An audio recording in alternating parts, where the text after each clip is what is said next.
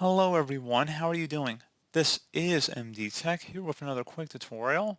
In today's tutorial, I'm going to show you guys how to go about resetting the Windows Spotlight feature on your Windows 11 computer. So this should hopefully be a pretty straightforward process here, guys. And without further ado, let's go ahead and jump right into it.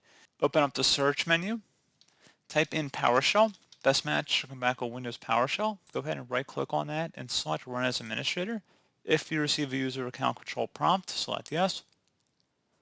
And now I will have a command in the description of my video, guys. I want you to copy it and then go up the top bar of the Windows PowerShell window here, right click on it, select edit, and then select paste to paste in the command I'll have in the description of the video.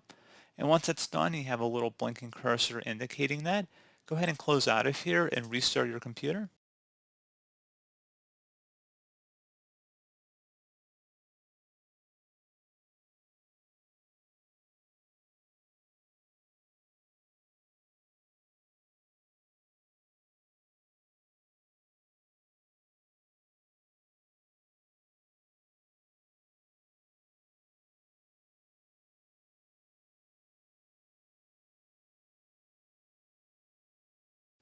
And there you go, guys. So hopefully the Spotlight feature has been successfully reset and restored on your Windows computer, and you should be good to go.